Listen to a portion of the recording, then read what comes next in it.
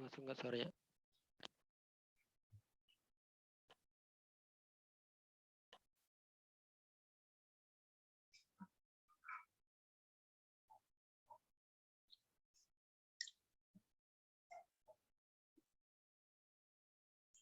Yuk, mulai ya. Assalamualaikum warahmatullahi wabarakatuh. Kami dari kelompok 2 pada kesempatan kali ini akan mempresentasikan tentang model kebijakan fiskal Islami. Dengan anggota kelompok 2, saya Mutiara Putri, lalu ada teman saya Faisal Reza, Izar Elna, Nindi Putri Rahmawati, dan Vivi Melia. Next.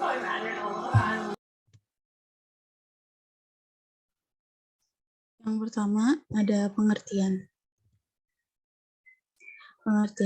Kebijakan fiskal berasal dari dua kata, yaitu kebijakan dan fiskal. Kebijakan berarti suatu program pencapaian tujuan, nilai-nilai, dan praktik-praktik yang terarah.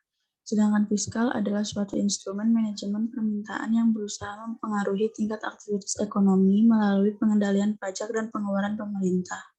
Kebijakan fiskal adalah langkah-langkah pemerintah untuk membuat perubahan-perubahan dalam sistem pajak atau dalam pembelanjaan dengan maksud untuk mengatasi masalah-masalah ekonomi yang dihadapi. Kebijakan fiskal menurut Islam adalah melaksanakan fungsi alokasi, distribusi, dan stabilisasi dalam suatu negara yang punya ciri khas tertentu dari nilai orientasi, dimensi etik, dan sosial dalam pendapatan dan pengeluaran negara Islam.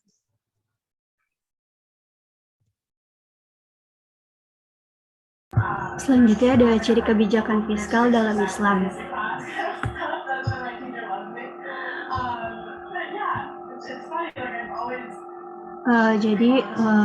Menurut Rosalinda, ciri kebijakan fiskal dalam sistem ekonomi Islam itu, 1. Pengeluaran negara dilakukan berdasarkan pendapatan. Jarang terjadi defisit anggaran. Yang kedua, sistem pajak proporsional, di mana pajak itu dibebankannya berdasarkan tingkat produktivitas, misalnya kharaj. Nah, jadi besarnya itu ditentukan berdasarkan tingkat kesuburan tanah, metode irigasi maupun jenis tanaman. Yang ketiga itu zakat, itu dihitung berdasar hasil keuntungan, bukan pada jumlah barang. Jadinya misalnya zakat perdagangan itu yang dikeluarkan tuh zakatnya itu dari hasil keuntungan, jadi tidak membebankan terhadap biaya produksi. Next. Kemudian yang ketiga, di sini ada instrumen dari kebijakan fiskal. Jadi dalam perspektif ekonomi konvensional, menurut Adi Warman A. Karim menjelaskan bahwa dalam struktur anggaran pendapatan belanja negara atau yang disingkat APBN, terdapat beberapa instrumen untuk menghimpun dana guna menjalankan pemerintahan, yaitu diantaranya ada melakukan bisnis yang pertama, kedua pajak, dan yang ketiga meminjam uang. Kemudian dalam perspektif ekonomi Islam, kebijakan fiskal ini memiliki dua instrumen, yaitu yang pertama kebijakan pendapatan yang tercermin dalam kebijakan pajak, dan yang kedua ada kebijakan belanja atau pengeluaran.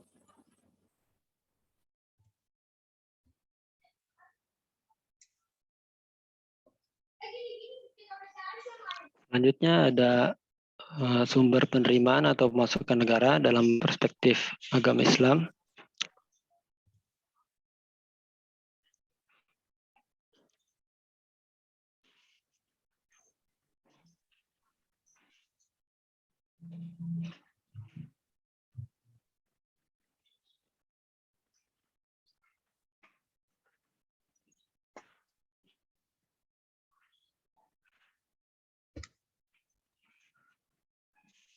Nah, secara umum sumber pemasukan negara dalam perspektif ekonomi Islam itu ada zakat, kemudian kharaj, pajak pertanian, jizyah, pajak perorangan, khums, pajak harta rampasan perang, usyur, pajak perdagangan, warisan kalalah, yakni orang-orang yang tidak memiliki ahli waris, kemudian kafarat atau denda, hibah, dan pendapatan lain yang bersumber dari usaha-usaha yang halal. Kemudian beberapa sumber penerimaan tersebut dapat dijelaskan sebagai berikut. Pertama ada jizwa, yakni zakat, infak, sedekah, dan juga wakaf. Untuk infak, sedekah, dan wakaf ini pemberian sukarela dari orang-orang Islam kepada atau sedangkan zakat adalah kewajiban bagi setiap orang yang memeluk agama Islam dengan surplus ekonomi dan diberikan kepada para mustahik atau orang-orang yang defisit ekonomi. Hal ini tentunya sejalan dengan kebijakan fiskal yang bertujuan untuk melakukan pemerataan ekonomi dan juga peningkatan tingkat perekonomian pada kharaj ini pajak yang bersumber dari tanah sebetulnya yang nanti dinilainya itu proporsional, yang besarnya itu berbeda-beda berdasarkan tingkat kesuburan, jenis tanaman, kemudian cara dia menanamnya dari irigasi atau dari air hujan langsung, kemudian jarak dia menjual hasil tersebut kepada pasar. Yang ketiga ada jizyah, yang ini jizyah itu adalah pajak yang dibayarkan oleh kalangan orang-orang non-muslim sebagai kompensasi terhadap fasilitas-fasilitas yang telah diberikan seperti sosial, ekonomi, kesejahteraan, dan juga keamanan. Keempat ada khums, yang dimana ini dana yang diperoleh dari harta rampasan perang. Kemudian usyur, pajak yang dikenakan oleh barang-barang dagangan yang besarannya untuk orang Muslim 2,5%, untuk jadi 5%, dan kafir harbi 10%. Kemudian yang keenam ada pinjaman, yang dimana pinjaman dalam Islam ini terbebas dari bunga dan penerimaan lain dari hibah, warisan halal, atau usaha-usaha yang halal. Next. Selanjutnya ada kaidah umum kebijakan pengeluaran pemerintah menurut para ulama. Para ulama terdahulu telah memberikan kaidah-kaidah umum yang didasarkan dari Al-Quran dan hadis dalam memandu kebijakan belanja pemerintah. Di antara kaidah-kaidah tersebut adalah yang pertama, pembelanjaan pemerintah harus dalam koridor maslahah. Yang kedua, menghindari masyakoh, kesulitan, dan mudarat harus didahulukan ketimbang melakukan pembenahan. Yang ketiga, mudarat individu dapat dijadikan alasan demi menghindari mudarat dalam skala umum. Yang keempat, pengorbanan individu dapat dilakukan dan kepentingan individu dapat dikorbankan demi menghindari kerugian dan pengorbanan dalam skala umum. Kelima, kaidah al-khairu bil al-ghuni, yaitu kaidah yang menyatakan bahwa yang mendapatkan manfaat harus siap menanggung beban, yang ingin beruntung harus siap menanggung kerugian. Yang keenam, kaidah malayatimul al-wajibu ila bihi fahuwa wajib, yaitu kaidah yang menyatakan bahwa sesuatu hal yang wajib ditegakkan dan tanpa ditunjang oleh faktor penunjang lainnya tidak dapat dibangun, maka menegakkan faktor penunjang tersebut menjadi wajib hukumnya.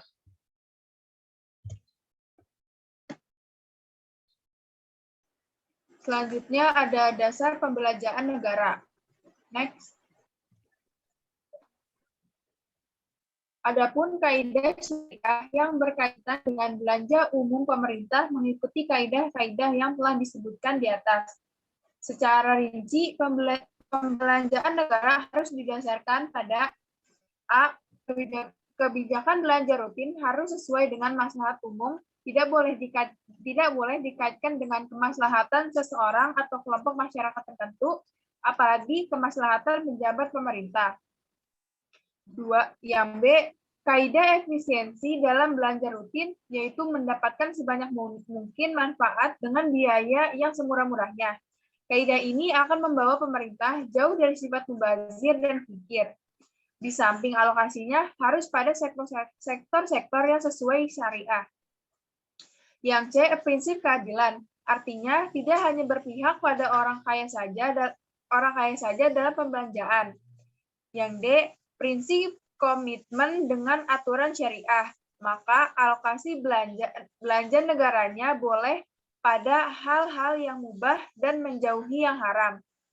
Dan yang terakhir, prinsip komitmen dengan skala prioritas syariah dimulai dari yang wajib, mubah, atau darurat, hajiyat, dan kamaliyah.